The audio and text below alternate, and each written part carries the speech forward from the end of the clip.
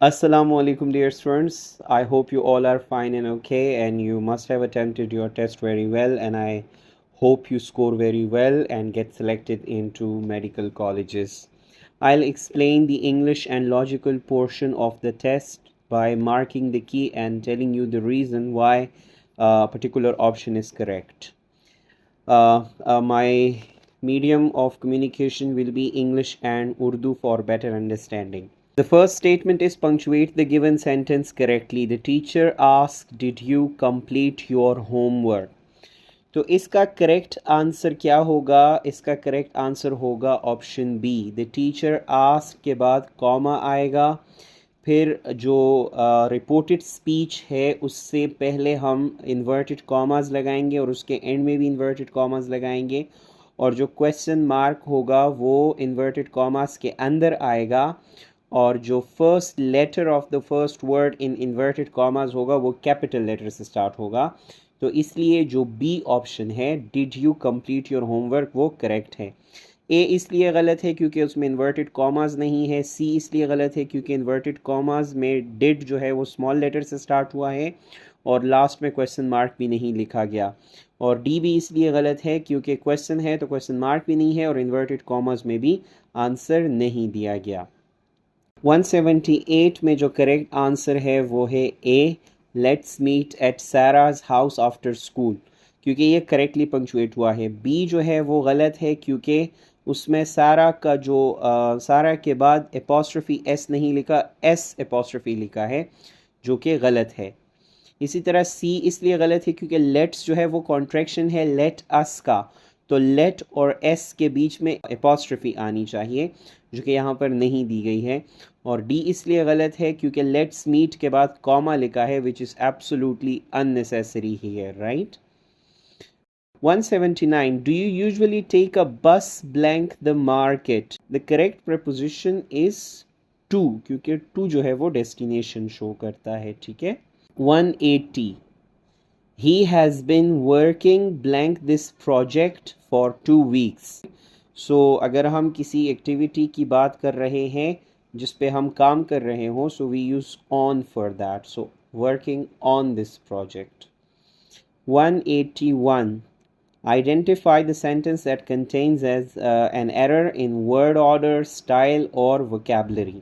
तो अगर आप देख ले ऑप्शन जो बी है उसमें है she enjoys reading, writing and to paint. यही MCQ हमने आपको MDCAT के जो हमारे प्रैक्टिस टेस्ट थे उसमें भी दिया था. अगर आप लोगों ने हमारे संडे टेस्ट लिए हों तो उसमें बिल्कुल एग्जैक्ट यही वर्ड्स थे कि she enjoys reading, writing and to paint. अब ये गलत इसलिए है क्योंकि इसमें पैरेललिज्म नहीं है, इसमें इक्वालिटी नहीं है, बैलेंस नहीं है. रीडिंग जेरेंड है, राइटिंग जेरेंड है और टू पेंट जो है वो इन्फिनेटिव है. तो ये तीनों एक साथ या तो तीनों जेरेंड होने चाहिए या तीनों इन्फिनेटिव्स होने चाहिए, तो इसलिए ये गलत है, ठीक है. 182. Identify the error in this sentence. The chef quickly prepared delicious and it served a meal. अगर हम देखें तो इसमें जो एरर टाइप है वो वर्ड ऑर्डर का है. क्यों? क्योंकि करेक्ट सेंटेंस होना चाहिए था the chef quickly prepared a delicious meal and serve it. तो इसमें जो वर्ड ऑर्डर है वो बहुत ज़्यादा डिस्टर्ब्ड है. That's why error, the type of error is word order, right? 183. Order is the law of civilization as chaos is the law of the dish.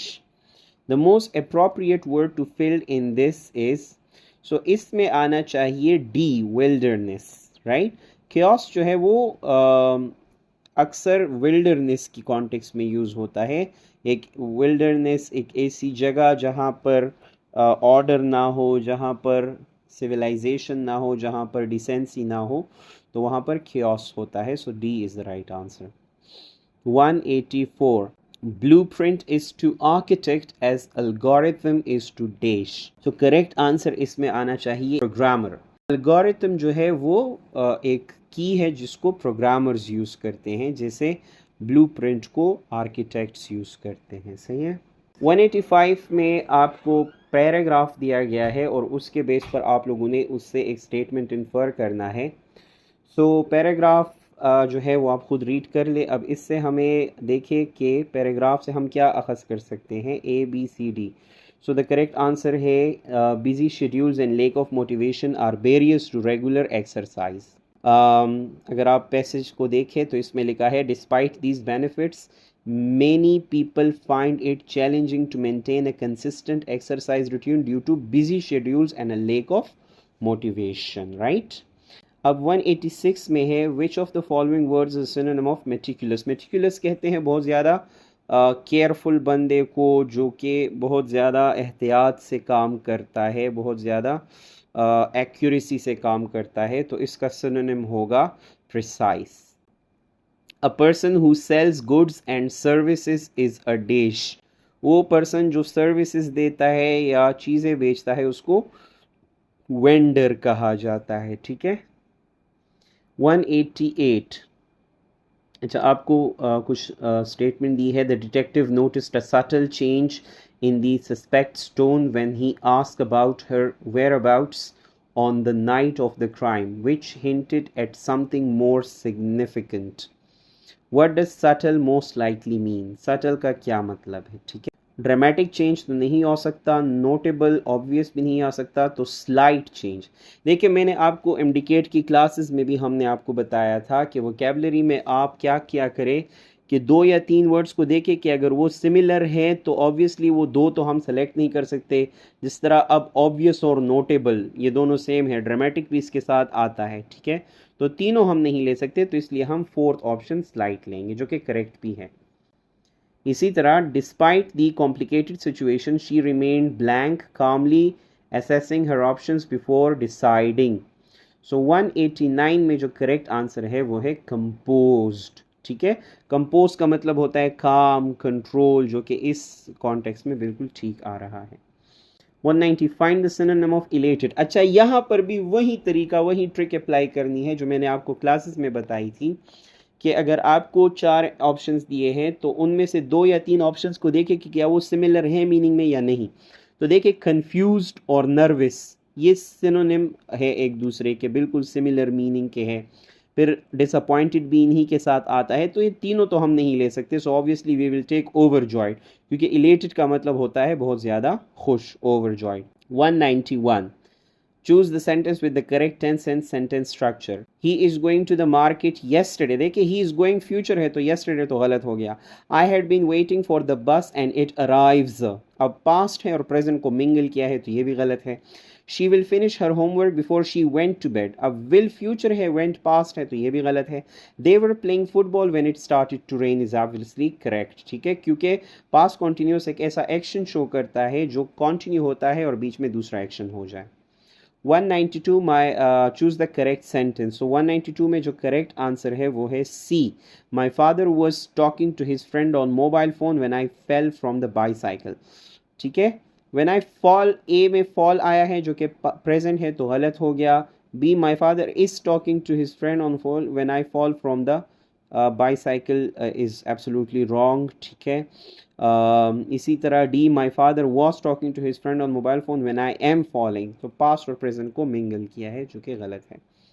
Choose the correct sentence. So 193 में जो correct sentence है वो है C, she didn't know about the surprise party. She didn't knew गलत है ए में, क्योंकि didn't के बाद पास्ट फॉर्म नहीं आना चाहिए। शी हैजंट के बाद नोन आना चाहिए, जबकि यहाँ पर न्यू है तो गलत है। And she didn't know, she doesn't knew does not make any sense, right. So C is the correct answer. And 194 is after she blanked the stairs, her heart almost gave out from exhaustion. After she had climbed the stairs, her heart almost gave out from exhaustion जो है वो correct answer है, क्योंकि past perfect आना चाहिए past simple tense के साथ। अब आ जाए logical reasoning पे।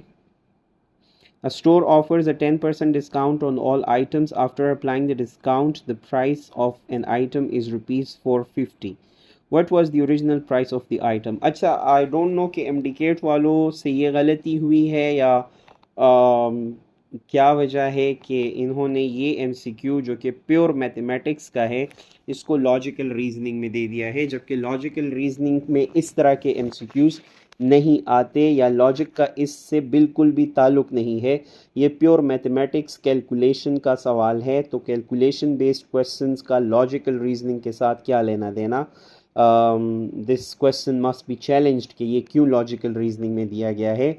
लेकिन फिर भी अगर आप इसको मैथमेटिक्स से करेंगे तो अगर 10% डिस्काउंट हम इस पर डालते हैं और 450 प्राइस आ जाती है तो ओरिजिनल प्राइस जो है वो 500 होगी। ठीक है, 196 जो है इसमें आपको ये स्टेटमेंट दिया है how far I am from the house. ठीक है, सो आंसर होगा 2 मीटर।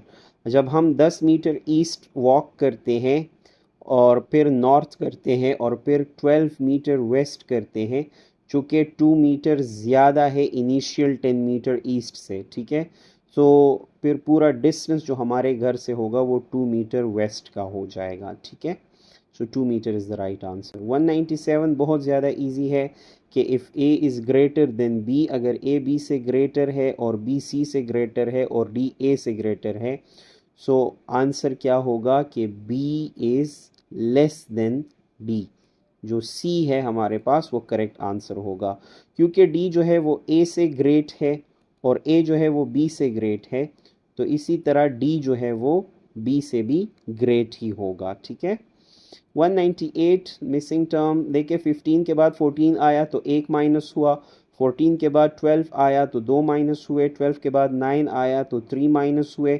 तो ऑब्वियसली अब 9 के बाद हम 4 माइनस करेंगे तो हमारे पास 5 आंसर आ जाएगा। ठीक है, 199 all omnivores are herbivores, no herbivores are carnivores, some carnivores are humans, which of the following conclusions are true। ठीक है, तो देखिए अगर हम पहला देख ले some humans are carnivores, true है क्योंकि ये लिखा गया है। सही है, some carnivores are humans, some humans are carnivores. अब टू नो कार्निवोर्स और ओमनिवोर्स, ये भी ट्रू है क्योंकि all omnivores are herbivores and no herbivores are carnivores. Right, 3 जो है वो गलत है, some omnivores are carnivores, because no herbivores are carnivores and all omnivores are herbivores. So इसमें सिर्फ 1 और 2 जो है वो करेक्ट है, तो ए जो है हमारा करेक्ट आंसर हो गया। अच्छा, 200 जो है वो है read the following statement and identify the best cause and effect relation. Statement 1, सारा's productivity at work has significantly decreased over the past month। सारा की जो काम में प्रोडक्टिविटी है वो डिक्रीज हो चुकी है। Sarah has been experiencing frequent interruptions due to ongoing construction work near her office।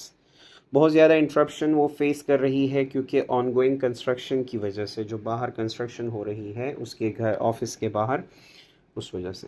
Which of the following best describe the cause and effect relation? Sarah's decreased productivity is causing the construction work? No.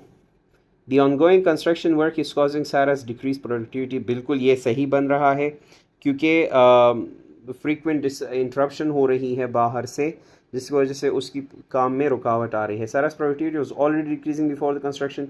ये information तो हमें दिया ही नहीं है। And the construction work is unrelated to Sarah's productivity। फिर mention क्यों हुआ है अगर अनरिलेटेड है। ठीक है, so that's why B is the correct answer. Thank you very much, good luck.